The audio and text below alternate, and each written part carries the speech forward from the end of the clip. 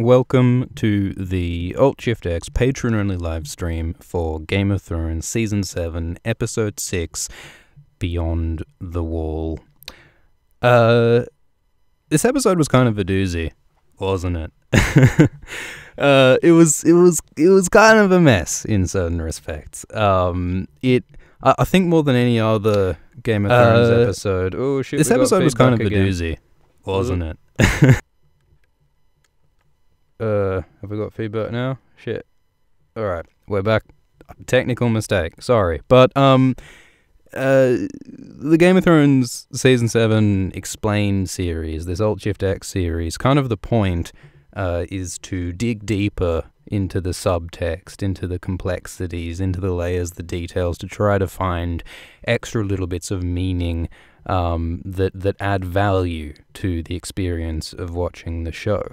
And I think more than any other Game of Thrones episode, it's hard to do that with this episode because this isn't an episode that was designed to be picked apart. I don't think it was made with digging deep in mind, right? So it's kind of an uphill struggle to make an explain video about this that shows how digging deep finds more cool details, when in this episode, more than usual, it doesn't reveal more to dig deeper. But still, there is stuff to talk about that's interesting. So let's do that. Let's find the good bits. Let's find the interesting bits. And try to find some interesting details in this episode. So as usual, I'll just quickly go over, well, not all that quickly, but I'll go through some of the interesting parts of the episode and talk about some of the ideas that might go in the video. I'll focus especially on the more controversial stuff, the uncertain stuff that you guys might have some input on, and I'll be answering some of your questions from the Reddit thread in the description throughout. So firstly, we have our blokes north of the wall. And I like the little conversation about the sort of geographical relativism of Jon saying, like, oh, you know, Gendry's from the south and I, Jon, am from the north. And then Tormund says, well, no, I'm from the north, beyond the wall. Jon's north is actually south to Tormund. It's relative. And what immediately comes to my mind is like, well, what would the White Walkers think? From their perspective, they come from the far north lands of always winter. From their perspective, Tormund, Jon, and Gendry are all in the south. Tormund's north is the south, and their north is the true north. Which I think leads on to some of the sort of questions of, like, with this sort of relativism, is it ever possible to see the White Walkers as living creatures with some right to life, with some complexity? There's that whole arc of Jon, you know, learning that the Night's Watch aren't all these, like, monolithic heroes, and the wildlings aren't all these evil barbarians. Maybe he'll also learn that the White Walkers have some complexity and some humanity, and maybe he'll make peace like he did with the wildlings. But, you know, that's kind of all moot, because I think it's pretty clear that that's not happening in the TV show. I think it's pretty clear in the TV show that the Night King is just evil. There's this quote from D.B. Weiss that I'll mention in the video about how, like, the Night King is just a force of destruction, and they don't call him evil as such, but it's pretty clear that he's not someone you can reason with. There's no indication that the White Walkers are anything more than what they appear to be. I agree, Paul Vaher, that we should stop whitewashing the White Walkers, but I think the Walkers are just pretty white in the Game of Thrones show. So I don't even know if that's worth bringing up in the video, given that it's just so clearly not where the show is going. And then after that sort of geographical sidebar, we get to some discussion of Gendry's beef with the Brotherhood, how they sold him to Melisandre. And I thought it was really interesting the way this was brushed off. And we had that whole sort of banter of Gendry saying, oh, Melisandre, you know, tied me down and stripped my clothes off. And the Hound's like, oh, that's all right. You know, don't complain about that. And I can't help but compare this rape, I think, is a fair description of what this is. At least in our common sort of legal ideas. This was a prisoner. Gendry was a prisoner of Melisandre, a woman who had power over him, who was exerting her power to pressure him into having sex that he could not really refuse. And I think it's really interesting how that rape is so completely brushed aside in the story, and in the media compared to Sansa's rape by Ramsay, when, you know, that was honestly quite a similar situation. Ramsay had power over Sansa and was abusing that power to force Sansa into sex that she couldn't really refuse. And obviously there are also differences in that Sansa was clearly deeply distressed by what was happening, whereas Gendry seems, you know, at least kind of into it. But of course that shouldn't really make a difference, should it, when someone doesn't have the chance to refuse. Sorry to inflict all this heavy shit. I meant to sort of segue a bit more gently into that. But the point is that, like, I think this does reveal something significant about the way we as a society think about sex and gender, and whether or not this is the time or the place to get into that, I'm not sure. Obviously this is something to approach delicately. But yeah, as Nora Morgan says in the comments, the rape of men is often overlooked and trivialized, and I think the show to some extent is complicit in that, by depicting rape of women as this evil, like the depth of evil, whereas the rape of men is something that's to be laughed about, or not laughed about necessarily, but certainly brushed aside. As a man, you should just man up and forget about it, whereas Sansa in this episode is going like, oh, you can't even imagine the things that I suffered. And of course, you know, it is true that Sansa did experience some additional things with Ramsay. There was like long-term shit going on, which we'll also talk about. But yeah, I think that's just something worth mentioning, and it's something that I'm going to be writing very carefully and delicately. But I think this is a real opportunity to talk about something that actually matters. So that's something to talk about as well. After that, we had Tormund talking to Jon about Mance. And again, we had this comparison of Jon's situation, where Daenerys wants him to kneel to her, being similar to Mance's situation, being expected to kneel to Stannis.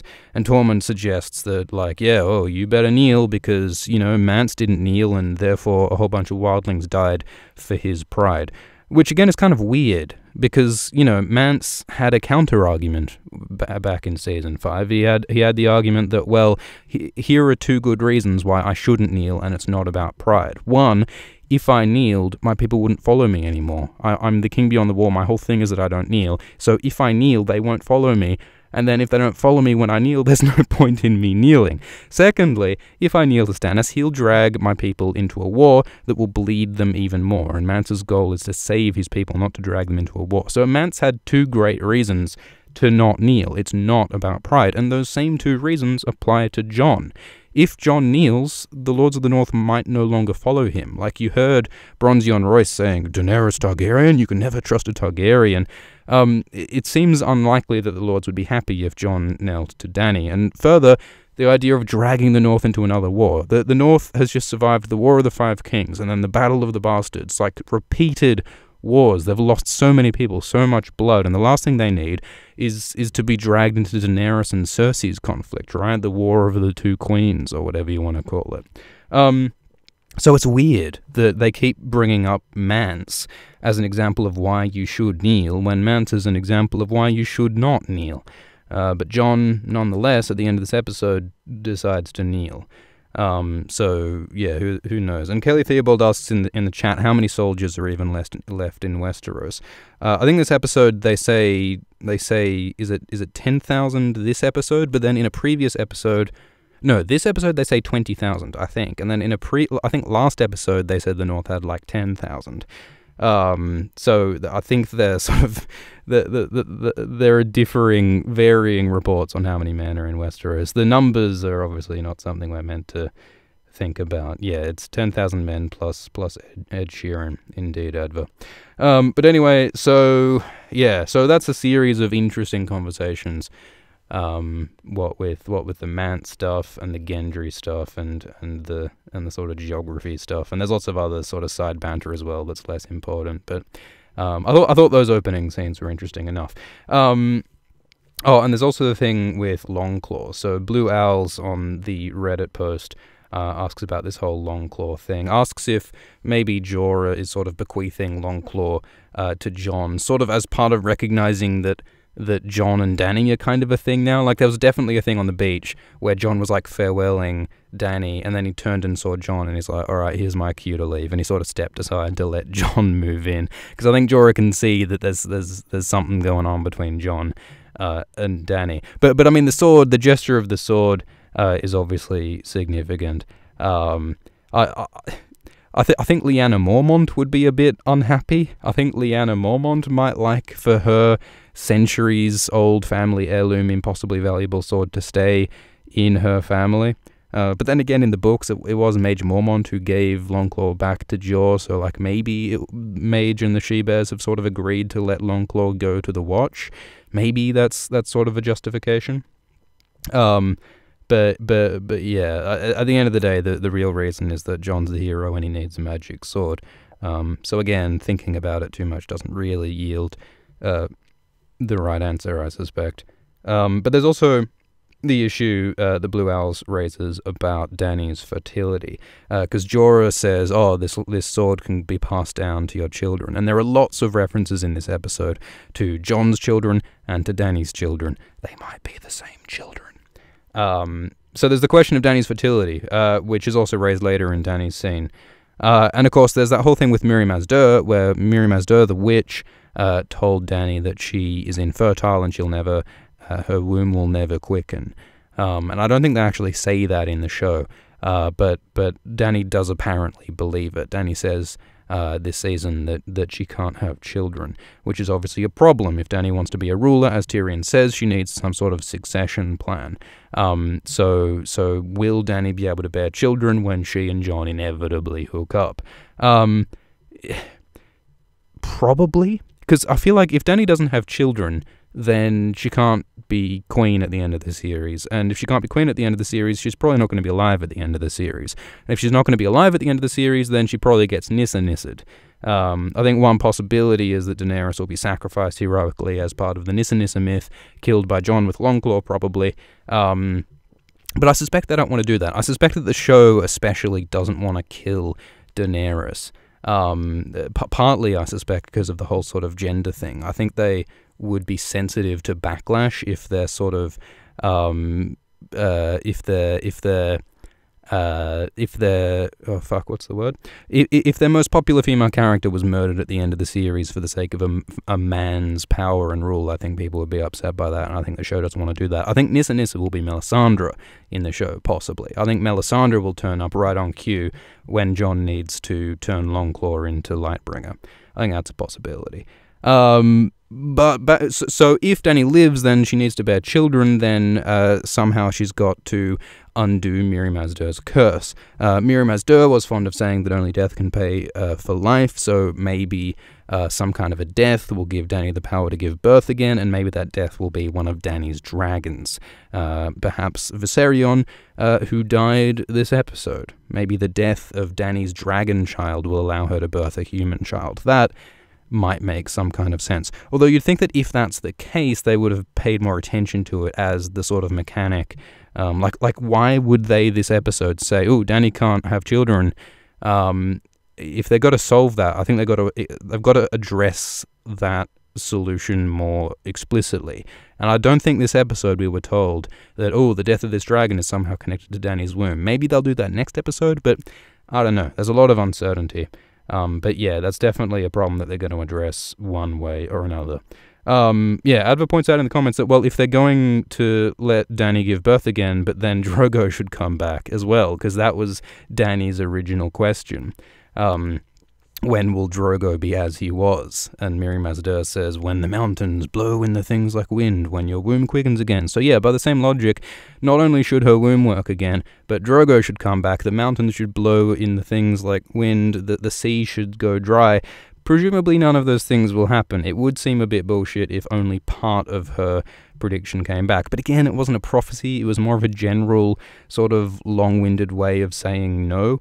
So yeah, unless, as Ragnar suggests, Sam invents in vitro fertilization, maybe Dany won't become fertile again. Long-winded way to answer the question, but I think that's what's going on. So next bit is, oh boy, here we go. Winterfell. Jemima on Reddit asks about Winterfell. Oh boy. So Jemima's question was, are Arya and Sansa conspiring together against Littlefinger? Is this all an act? Are they actually secretly on the same team? And they see through Littlefinger's deception, and they got some smart plan. Arya's playing 5-dimensional chess. It's all going to come together. I think the answer's no. I'd love the answer to be yes. But I think the answer is no. I do not think Arya and Sansa have some master plan here. But I think we can eke some sanity out of it. So if you look at the details, so Arya first accuses Sansa of deliberately being complicit in killing Ned. Which is obviously not true, and Arya should know that it's not true, because Sansa pleaded for mercy for Ned, not only to the Queen, not only to the court, but publicly at Ned's execution, which Arya said she saw. That's weird. But Arya then goes on about talking some more about, oh, Sansa, you think you're so pretty with your hair and your dresses. So I think, again, we're being told that this accusation of Sansa being complicit in Ned's murder is more of an emotional thing for Arya than something that she even necessarily rationally believes.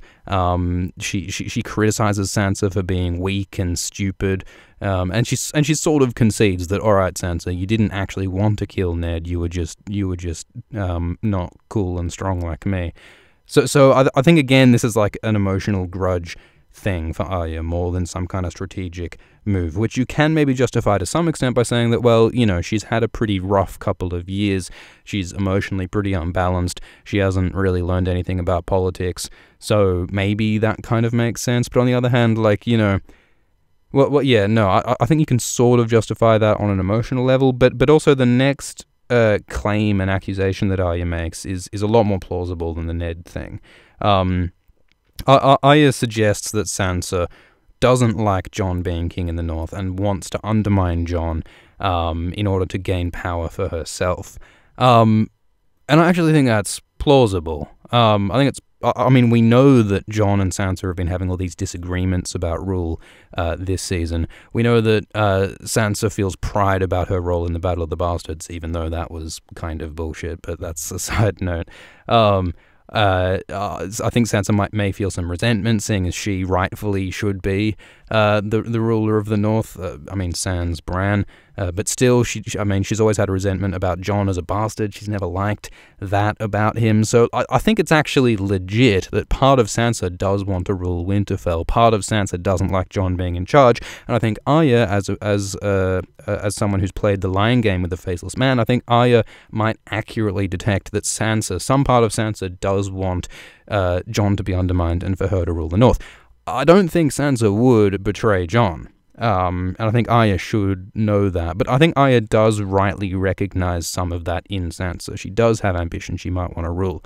And maybe that to some extent justifies Arya's threats and Arya having this letter and Arya saying, ooh, I could show the lords this letter and then they wouldn't support you so much anymore. And I think that might be a deterrent that Arya's putting on Sansa to prevent Sansa from undermining Jon.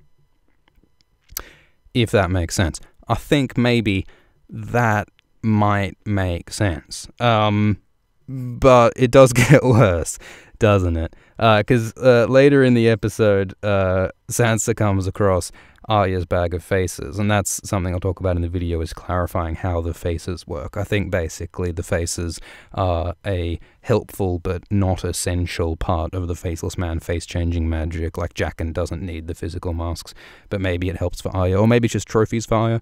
But anyway, but we have this later scene where Sansa tries to look for the letter, and then Arya catches her, and she pulls out the Valyrian steel dagger and pretty directly threatens to murder her sister on the spot, which I think is just unhinged. I think it's really hard to justify why she'd do that, because, like, on the one hand, yeah, some degree of pressure on Sansa to prevent her from thinking about betraying Jon might be justifiable, but pointing a knife at your sister, I mean, does Arya not think Sansa will take measures to defend herself, channeling Walter White? It's way too aggressive and way too over the top to get up in Sansa's grill like that. Like, in a moment of emotion, I could definitely see Arya getting threatening, But, like, in that particular scene, like, she was supposedly, like, sort of in control, you know, and she had a time to think about it in between scenes, and yet she comes up and threatens to kill her sister. I think that's crazy. And all this stuff with Brienne as well is bizarre. Like, there's an earlier scene where Littlefinger seems to suggest to Sansa that you should get Brienne to kill Arya in order to prevent Arya killing Sansa, which is just madness. Like, literally anyone in Westeros would be better for killing Arya than Brienne is, because Brienne is sworn to protect Arya, and she's super honorable and super ethical and wouldn't do something like that. And also, we've just seen in the sparring yard that Arya can beat Brienne, or at least hold her own against Brienne in combat. So bringing Brienne into it is bizarre. And then, yeah, Sansa sends away Brienne at a time when she's supposedly under threat from Arya.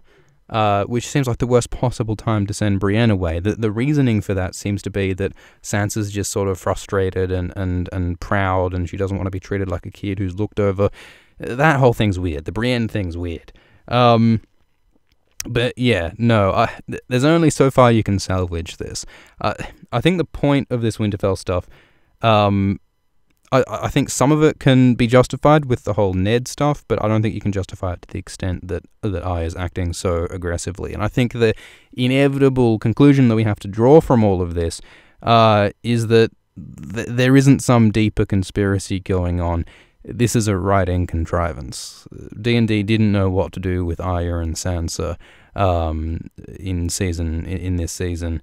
Arya ran out of people on her list to assassinate because Ilan Payne is no longer in the show and Cersei's going to be killed by Jaime, and they didn't know what to do with Arya, so they thought they'd invent this contrived tension between Sansa and Arya. I think, unfortunately, it is real. A lot of people are using the term bad writing, and I don't know if that's a term that is helpful, but I do think that good writing is usually invisible. No one looks at good writing and says, that's some good writing right there. What they see are brilliant characters and plots that arise naturally and organically from what's going on. This plot with Arya and Sansa does not feel like it arises in an organic, natural way. It feels made up. You can see the hand of the writer. You can see the hand of God in this, and that is why the Winterfell plot in Season 7 is not good. The other question, I suppose, is what's going to happen next.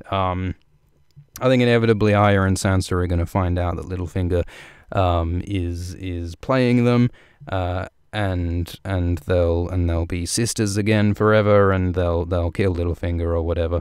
How will they find that out? Bran seems obvious. It's very suspicious that Bran has not been in this episode, because Bran supposedly to some extent knows that Littlefinger has been, talking about chaos as a ladder. Bran knows to some extent about Littlefinger's skullduggery, and I think it's very likely that Bran will play a role in Littlefinger's downfall, because Bran could just wheel right in like Professor Xavier and said, he killed Aunt Lysa, he put a knife to Ned's throat, and then it's over. So I think this is just an unfortunate. I think D&D have ridden themselves into a hole, or rather, George Martin has ridden D&D into a hole out of which they are struggling to escape. There have been posts in the community lately talking about just this idea that the D&D signed up to do an adaptation of books, and they've run out of books. They're like Wile E. Coyote when he runs off the cliff, and he keeps running in midair, then he's like, oh shit. D&D have run off the cliff of having George R. R. Martin's books. They are running on nothing now, and they're going, oh shit, what do we do now that we don't have books to adapt? We've got to make up something new out of thin air. But it's hard to stand a good plot on thin air sometimes. And maybe that's why seasons 7 and 8 are shorter. But without descending into cynicism, let's perhaps continue. What are you all saying in the chat? It's hard to keep track of the chat at the same time. But anyway, so after Winterfell, there was this interesting scene with Daenerys and Tyrion, and it was a not bad scene, I would say. More talk of babies, more talk of succession. I do think it's hilarious the way Daenerys is so prickly about talk of her death. It reminds me very much of a certain Germ that we all know and love, who is also very prickly about his death. This shot is from an interview where the interviewer asked George about, oh, what happens if you die? What happens to the books then? And George says, fuck you! He does his sort of impish George giggle to disguise his quite genuine anger about his death being discussed. And I think that's mirrored by Daenerys' anger when her death is discussed. She does not want to talk about the succession. But since it's been talked about so much, then I think no doubt it'll be addressed in this season somehow.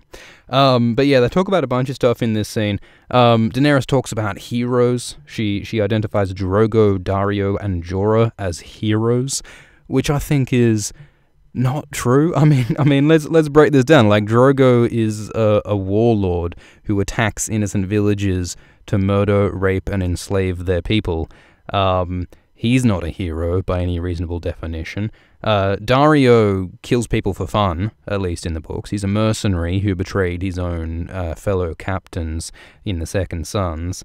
And who's the other one? Jorah. Jorah is an ex-slaver who betrayed Dany by spying on her and has the hots for her because she looks like his ex-wife. Are those people heroes? They are strong, brave men, but I don't think they're heroes. I think I think that leads to a point about, you know, Game of Thrones is the sort of show where some of the heroes, some of the good guys are badder guys than the actual bad guys of other shows. You know, like the whole sort of moral spectrum in Game of Thrones is shifted downwards because of the harsh realities of the show. I think that's a good, decent point you can make about the series from that. But Dany does also mention a legitimate hero. She mentions Jon Snow, and I think it's hard to deny that he is the archetypical hero in a lot of ways. He always tries to do the right thing. And Dany complains that heroes go and get themselves killed, and, you know, as she does not yet know at this point, Jon indeed got himself killed by being too heroic. And that's something we'll talk about a little later. But yeah, Mercer in the Reddit asks, like, all right, what the fuck does breaking the wheel mean? And you know, this talk of democracy with the Ironborn and the Night's Watch, like, what is Daenerys planning for some kind of governance for Westeros? I say again, I think that sadly, I wouldn't expect a clear answer on this. I would expect a lot of vagaries and arm waving about some kind of better world, which of course I think again is realistic. Politicians do this. Politicians say we're gonna drain the swamp, and no one knows what the fuck that means or how it's gonna be done. And in the end of it, they'll probably just say, oh, you know, good job, Dany. You're the queen now. Great that you've fixed everything and made everything better. But I don't think they'll go into details about what that means. It's the same as with Meereen. Like, Meereen got taken over by President for Life, leader of the revolution, His Eminence Daario Naharis. We never got the working out on how that actually turned out, and I wouldn't honestly expect to get a lot of that in the show. So yeah, I wouldn't expect too much detail, but it is interesting that she brings up the democracy of the Ironborn and the democracy of the Night's Watch. I wouldn't expect democracy in Game of Thrones. I wouldn't even expect the end of feudalism, because, I mean, come on, like, they're so invested in, like, you know, the Starks as the rulers of the North. You know, that's a thing. I don't think that'll just disappear. So I wouldn't expect feudalism itself to disappear, but I don't know, maybe we'll see some change. But I expect it'll be explained only vaguely.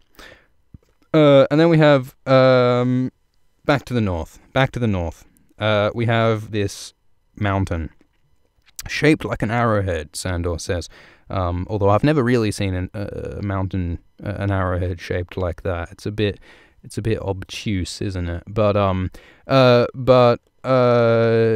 Puffer Pig on the Reddit points out that mountain is at the same place as the place where the White Walkers were created in that lower episode, in that lower image.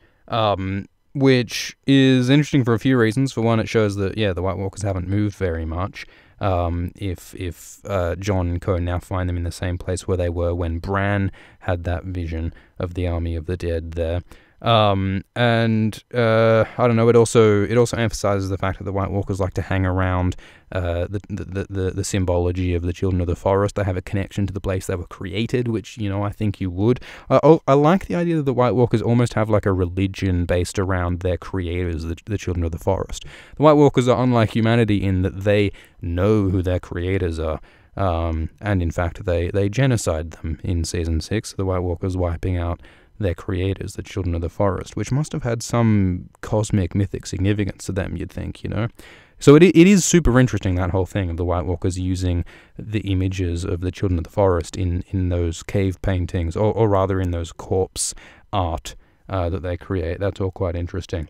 But the other thing about this Arrowhead Mountain, I think, is that, you know, there was lots of speculation when the Arrowhead Mountain was first seen in that vision by Sandor, and everyone's like, oh, Arrowhead Mountain, what could that mean? Does this mean dragonglass arrowheads? Does this mean the mountain Gregor? Does this mean Clegane Bowl? Like, what does this mean? As it turns out, the mountain shaped like an arrowhead meant a mountain shaped like an arrowhead, and I think that's what we can expect from prophecies and visions from here on in the show. I wouldn't expect multi-layered, super cryptic prophecies that are all complicated. I think it'll be sort of WYSIWYG from here on in. What we're told about the prophecies will probably be what we get for the most part. I mean, certainly with Azor Ahai, the biggest prophecy of them all that they're talking about, it seems pretty clear that it's going to be Jon and or Dany, which is kind of what's happening in the books anyway. But yeah, prophecies from here on are probably simple. And then we have Jon and Du Bois sneaking up on a patrol of White Walkers who were apparently hunting after Benjen. It looked like Benjen made a fire, and the White Walkers were trying to work out where Cold Hands was, where Benjen was, based on the fire. It looks like Benjen's been sort of harrying the army of the dead, and that's a nuisance to the dead, so they're sending guys out to find Benjen. I think that makes sense. I think that's cool. It's sort of exactly what Benjen said he would do. And then we have Jon and the boys descending on this patrol of White Walkers. They fight him for a while. Jon kills the White Walker, and then all except one of the zombies collapse into skeletons. And we're told that the reason why that happened is that the White Walker who was killed had raised most of these whites, but the one who survived must have been raised by a different white, perhaps by the Night King. Reddit commenter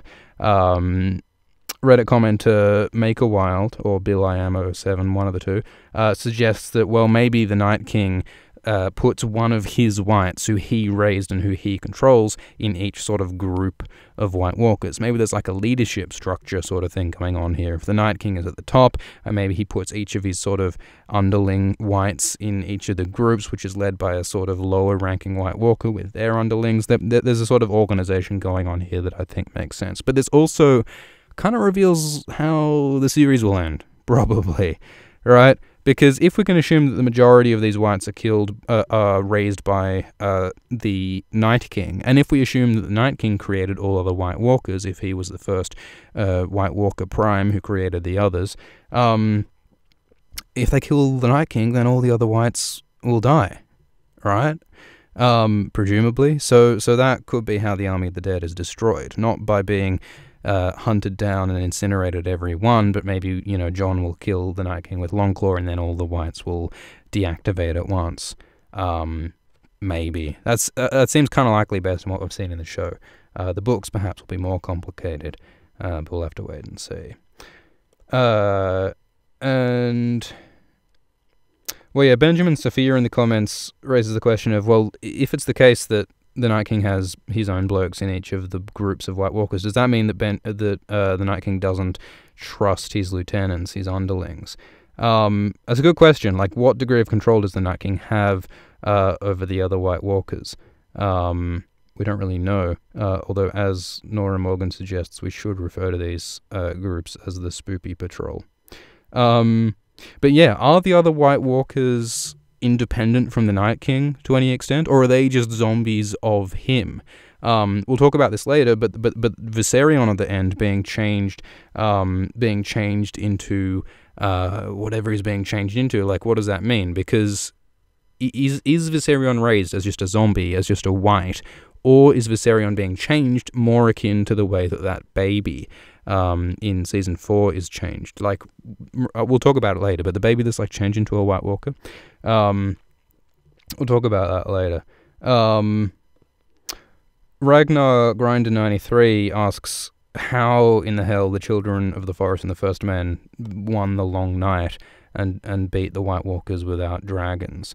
Yeah, that's a really good question. I mean, supposedly it was the children's dragon glass, I think it's implied, is what sort of made the difference. And maybe there was less White Walkers and less dead then. Although the dead supposedly took over almost all of Westeros before they were beaten. So yeah, it is hard to imagine, isn't it, without dragons. I don't expect answers from the show. Maybe we'll get answers in the books. Anyway, so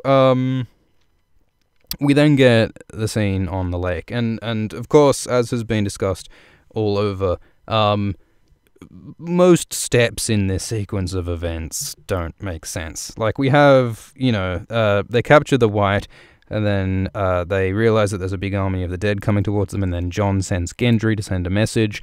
And that in itself doesn't really make sense, because if we're accepting the idea that Jon was willing to ask Dany for help, Dany was willing to help, why send the message now? Like, danger was imminent, yes, but danger was always going to be imminent, right? Like, if it's the case that they were going into this knowing that Dany would be willing to help, why not bring Dany along from the beginning, where, as we said last episode? But yeah, also the travel times are ridiculous. I mean, if we assume that Gendry only took a couple of hours to run back to the wall, we have no idea what the distance is.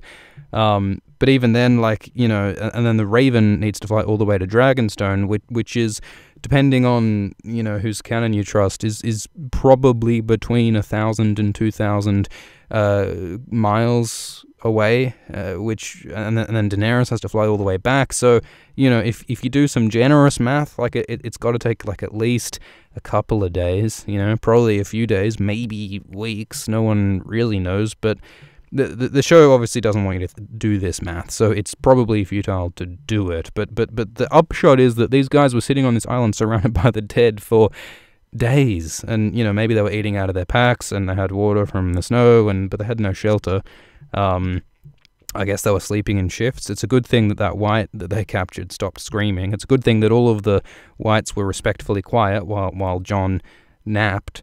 But again, like, it's not rewarding to think about these logistics. It is, however, somewhat rewarding, I think, to think about what the dead are doing here. Why are the dead just standing and looking at their enemies instead of attacking? I mean, yes, the ice is thin and they'd fall in, but couldn't the Whites just walk through the water up to the island and attack? Or couldn't they make a human ladder out of zombies? Or couldn't they build a bridge or a boat? Or couldn't they get a giant?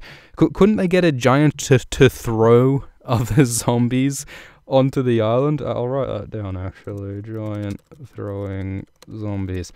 Wouldn't that work? Like, I mean, the Night King's a smart man. He's been around for 6,000 years. He's seen a thing or two in his time. He could probably find a solution to this problem.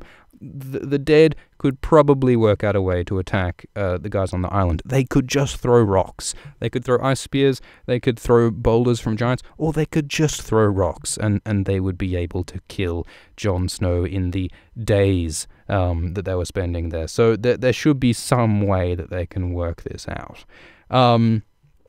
But they don't. So what's the answer? Is it possible, as Quasi-Fun on the Reddit suggests, that this is all a trap, that the Night King was deliberately luring Daenerys and her dragons here so that he could take a dragon for himself? There are a lot of problems with this idea. Firstly, does the Night King know that Dany's dragons exist? And even if he does, by some green sight magic or some magical intuition, cosmic ice and fire thing, even if he does know, there's surely no way the Night King could know that Jon would send a message out to Daenerys in Dragonstone and that she'd come to his aid in several days and that was what they were waiting for. Like, what did they think they were waiting for? What was, like, there's just no way the Night King could expect and anticipate and plan this by any reasonable expectation, I think. And also, even if all that is true, and he was luring the dragons, that still doesn't really answer the question of why not kill Jon. Because if this whole thing was a trap, and they were waiting for Dany to turn up, that's still no reason not to kill Jon, because if you kill Jon, Daenerys has no way of knowing that Jon is already dead, so she'd arrive there anyway, and the trap would still work. Like, maybe it would make sense if the Night King was deliberately, like, somehow he knew everything, and he's like, okay, I'm gonna wait until Dany's dragon lands on the ground, picking up Jon, and when she does, that's when I'm going to attack with a spear, because that's when the dragon is most vulnerable. But that's not what happens, because the Night King actually aims at the dragon that's flying away in the distance, instead of at the dragon that's landed on the ground right in front of him. Like you see in this image, Drogon and Daenerys and Jon, all his enemies are sitting right on that dragon in front of him, and he instead throws his spear at the dragon that's really far away. So I don't think there's any way the math can work on a trap, basically. I think that's the point. So here's an alternative that I think actually might make some sense. The idea that the walkers are patient, and also the idea that the walkers are toying with their prey. Remember back in season 1. Remember back in the prologue of book 1, rather, when the White Walkers surrounded Waymar Royce, and they sent one walker to fight with Royce, while the others stood in a circle and laughed. It happened differently in the show, but if you go back to read the prologue, the White Walkers stand in a circle, big old bully circle, and laughed and giggled while Waymar was being beat by that other White Walker. What that reveals is that that's a very similar scene to this, right? The White Walkers standing in a circle around Rhaemar is very similar to these dead standing around Jon in season 7, and I think what this indicates is that the White Walkers enjoy testing and toying with and tormenting their living prey to some extent, and I think maybe that might be what's going on here. But the other element is patience. Like, the White Walkers have time on their side. Winter is only getting colder, so it advantages them to just sit and watch Jon starve and freeze to death. That's as easy for them as attacking. If they attack, they might lose resources, they might lose whites. It was only when Sandor damaged one of the zombies that the zombies started attacking. That was also because the ice was frozen. But the point is that, the White Walkers can just wait out Jon. There's no reason not to just stand there and wait for a week if they have to. So I think from that perspective, it might make sense that the White Walkers were just happy to wait. Whether or not the ice froze solid again or not. I think maybe that's what's happening, and I think maybe that sort of makes sense, even though, yes, the travel times really probably don't, and the original plan of coming out here also probably doesn't make any damn sense. But yes, as Nora says, the dead are not in any rush, and no, Laura, I don't think they sleep. We've never seen the whites sleep. Space Potato asks, how were the whites strong enough to pull a dragon out of the lake? Well, you saw there were whole lines of them with those chains. We'll talk about that later. But there were a lot of the dead, and they were pulling all together, like hundreds of them. And you ever see ants do that? Like, you ever see ants sometimes form chains of ants to pull like a worm or a bug or some big thing along? I think that was a deliberate parallel with the whites acting like ants. I thought that was fine. And we'll talk about the chains later on again. Why didn't Sandor use the hammer to break the ice around them again? Emily asks. I think that's a very good question. That would have been a perfect tool to do that. I mean, if all those guys were doing on the island was sitting watching the ice break, watching the ice freeze, rather, you'd think that Beric would use his flaming sword and Sandor would use his hammer to create a sort of a moat around them. Well, I don't know how plausible that'd be, but yeah, we're not meant to think about this, guys. And again, that's why it's difficult to make a video about this episode, because the more you think about this episode, the less sense it makes, which is I think a first for Game of Thrones, and not a good one. And yeah, also the hammer is a bit weird, isn't it? Because like how to kill a wight is something that's changed a lot throughout the series. The first encounter with a wight in season 1, we were shown that ordinary weapons like stabbing with a knife or even cutting bits off with a sword is not effective. You basically need fire to kill a wight. And that's the case in the books. In the show, they've now introduced the idea that dragon glass can kill wights. And so the guys in this episode had dragon glass weapons. I think even Tormund's axe was made of dragon glass. Bit hard to tell. And you know, that they did have that whole thing about the cave and Dragonstone and stuff. So yeah, dragon glass is now the new meta. But you've also got blokes like Sandor swinging just steel around, you know. And at Hardhome, you know, the wildlings and stuff were killing zombies just by like hitting the zombies with enough force, and they would just explode into spooky high calcium bones. So it's a little bit all over the place. I think you can maybe salvage that by saying that to some point it's about how rotted away the zombie is. Like when it's just skeletons held together by some gristle, then sure, like you hit it hard enough and it's going to blow into bits and you've killed it. Whereas a more fleshy wight, you might need to use fire. But if it is the case that wights rot, that kind of changes everything, doesn't it? Because that means that time is not on the side of the White Walkers. They actually need to attack before their entire army rots away, like in Walking Dead or whatever. So, yeah, I don't know, man. There's interesting possibilities, but I don't think we're meant to think about it too much. What is next? So, Jon falls into the water.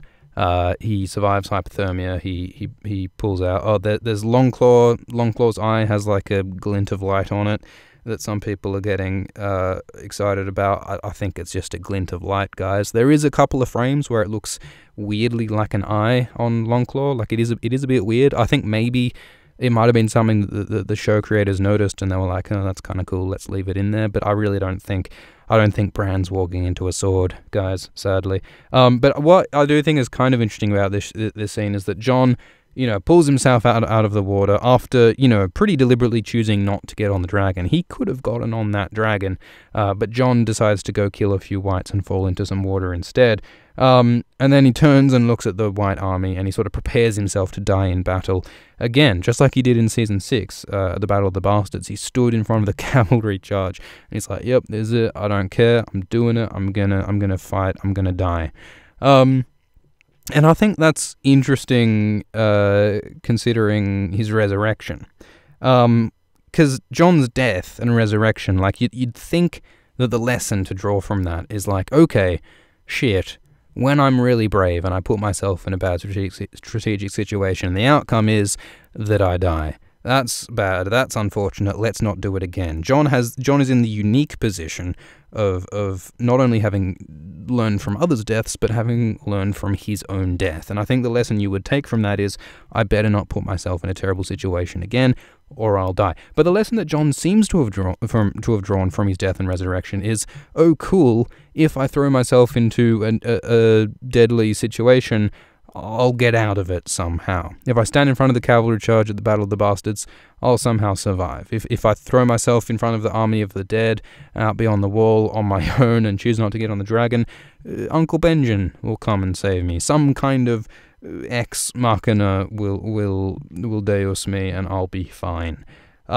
Which does seem counter to the sort of central, or one of those big ideas of Game of Thrones, which is, you know, Ned's execution. Good guys, if they're too brave or too dumb or fuck up, they die. Happened to Ned, happened to Robb, but it isn't happening to Jon. And I think that undermines the impact of his scenes, because next time Jon throws himself into some certain death situation, we can be certain that he'll find a way out of it, as he has all these other times. So I think it's not good storytelling when this happens over and over. For Jon to be in a certain death situation again, for Jaime to fall into the water again, it just doesn't, it's not very compelling the next time it happens. It's like Mr. Burns. You know, Mr. Burns has that bit where he's like, "Oh, I have every disease," and the doctor's like, "You have every disease at once, but the sheer weight of how many diseases you have is preventing you from dying." And then Mr. Burns is like, "I'm invincible." I feel like that's what Jon's doing. He's like, "Well, I've been so near death so many times, that means that I can never die. In actuality, only the slightest mischance would actually kill him, but he believes that he'll never die, and he never does. So that's what's going on there. Benjen turns up. This was weird. So Uncle Benjen is one of the great mysteries of Game of Thrones. Is Jon's relationship to Benjen all through the books and repeatedly through the show. Just before Jon was stabbed, he was talking about where's Uncle Benjen, what's going on with Uncle Benjen. I want to have a conversation with Uncle Benjen. In the books, there's all this talk of like, oh, Benjen might have known something about the relationship between Rhaegar Targaryen and Lyanna Stark because he was at the tourney of Harrenhal. He was involved in Lyanna's role there. Many people suspect that part of why Benjen joined the Watch might have had something to do with what he knew about Lyanna and Rhaegar. Maybe he was complicit in their relationship to some extent. I think that's a really cool, interesting idea. Point is, the reunion of Jon Snow and Benjen should have been a really significant reunion where some kind of conversation happened, you'd think. But what happened in the show was that Cold Hands just turned up on cue and was like, hey, what did I miss? And Jon's like, whoa, shit, we have so much to talk about. And then Benjen was like, yep, I'm gonna die now. And Jon's like, what? Just get on the horse with me. And Benjen's like, nope, no time, which is absurd. And you know, the answer to this, I think, is that Benjen wanted to die. Benjen Cold Hands, he was sick of being a gross zombie man living out in the middle of nowhere. He was ready to die like Biggie Smalls, and that's why Cold Hands Benjen chose to die, which you know is not terrible. I think I don't know. Like, I mean, heroic death sacrifices happen way too much in fiction, but I think in the specific case of someone who's been a tortured undead half-man zombie person for years. You know, I think maybe it's plausible enough that he might contrive a situation in which he dies. But in terms of a payoff for the relationship between Jon and Benjen, I think it's insufficient. I think it would have been better if Jon just got on the dragon with everyone else and wasn't an idiot falling into water. And Benjen could have been addressed some other way. Even if Benjen, you know what could have happened? Like if Benjen turned up and he was like, oh, Jon, I've got so much important stuff to tell you. And then a white came along and chopped off Benjen's head. And then Jon had to ride on his own. That would have been better, because like, it would have fit the sort of brutality and the idea that people will actually die in this story. When people just choose to go to their deaths, it feels like the heroes are in control of the story, you know? Whereas when something unexpected and unfortunate happens, it feels like there's emotional weight to it, you know? But Benjen turning up out of nowhere, most viewers don't know who Benjen is, you know? He's just this weird zombie guy, and then he's dead again. Like, that doesn't mean much to most of the show watchers, I think. So, yeah, this is definitely something that could have gone better. Dany and Jon is a thing. Boats fluttering their eyes at each other. I think their relationship's alright. I think that, you know, everyone kind of knew that this was going to happen. Anyone who's been paying much attention has sort of expected that it's at least pretty likely that Jon and Dany will be an item. And it could have felt really forced. It could have felt really contrived and gross. But unlike, I think, many other parts of this episode, I think this felt natural enough. That Jon and Dany are getting together. They both are rulers with a lot of responsibility, who have both felt like outsiders. I think there are lots of good reasons for them to feel some kind of kinship, and everyone knows that near-death experiences get the juices flowing, so I think it's believable enough that these two are getting close. And yeah, hey, nothing like some stab wounds on the chest to get things going, eh? But yeah, whatever, they're getting together, it's a thing, they'll probably get married. But then there's a dragon being dragged out of the depths by the dead. These chains, a lot of people talking about the chains. Where did the chains come from? Some people suggesting that it could have come from like Hardhome or somewhere. Lord Kraken asks about the chains in the Reddit. I think it's perfectly plausible that sometime in the last, 4,000 years, the White Walkers came across some decent quality chains. Maybe there was some merchant, maybe there was some... What about that scythe that the Night's Watch used on the wall? The big scythe that swung during the Battle of the Wall. I think there are all sorts of ways that the White Walkers could have gotten chains. So I think it's fine that they have them. They could have instead have had the chains made out of ice. The White Walkers make things out of ice. That would have been fine too. I think either way it's fine. I think this image of the dragon being dragged out of the depths by the dead, like ants pulling some dead thing along the ground. I think it's a really cool image, and I think that was perfectly well done. And yeah, there's Rhaegal, of course, undead, and yeah, there's the question of like, is Rhaegal more like a zombie dragon? Is this going to be some rotted dragon thing? Is it going to breathe fire? It seems unlikely that it would breathe fire, given that zombie whites zombie whites are killed by fire. Maybe it'll breathe some frost flame, like an ice dragon. So an ice dragon is another thing. It's a dragon that's made out of ice. It's its own sort of species, unrelated to the White Walkers, apparently. Maybe this thing will be more akin to an ice dragon, because the Night King turns it not by just raising it from the dead, but by touching it, similar to how that baby, have I got a picture? How this baby changes back in season 4, I think it was. Which is apparently the way that White Walkers make more of themselves. And of course, it's still a bit of a mystery how an infant changes into an adult White Walker. But what this means is that maybe this dragon will be not so much an undead dragon as a White Walker dragon. You know, like, if this is how they create White Walkers, maybe they've created a White Walker out of a dragon, and that sounds like something truly terrifying. So perhaps on that note we should conclude. It's been about an hour. Does anyone else have a sort of a final question? Chuck it in the live chat if you have any burning questions that you want answered. But I think concluding, of course, with thank you to all of you for the support. It's a crazy time this season with the weekly episodes. But it's all made possible by your support, so thank you for that. Yeah, alright, yeah, Ben Greenhagen in the live chat points out that, you know, the baby who the White Walker turns was alive, whereas this dragon is dead. So yeah, that's a really good point. It probably is inapplicable then, the idea of it being changed like that. So yeah, sure, it must be some kind of zombie then, I suppose. That seems only reasonable. Any other questions? Do you think the Rhaegar thing will come out soon? I think it has to. I mean, the R plus L equals J has been so bizarrely drawn out by the show, because most show watchers have no idea what's going on. They don't know who Rhaegar Targaryen is. And so all these repeated references, they've got to add up to something sooner rather than later. And especially with all this talk of the succession, Jon and Dany's relationship, having kids, I think Rhaegar and Lyanna has got to be revealed sometime. And I think Bran has got to be a part of that. So yeah, I'd expect that to happen soon. Yeah, we did talk about Dany having children. I think that probably could happen after the death of the dragon. The dragon is her child, and only death can pay for life. Early morning live video. Yeah, sorry, Brian, about the change time. I think for the finale, we will do the live stream at a more American amenable time. This is just to keep the Europeans acknowledged, because Europe does exist. Yam600 asks, where's Howland Reed? I would not expect to see Howland Reed in the show, honestly. Mira Reed, we might not see Mira again, which is a shame. I thought Mira was one of the well-done characters. I thought her scene in Season 7 was quite a good one.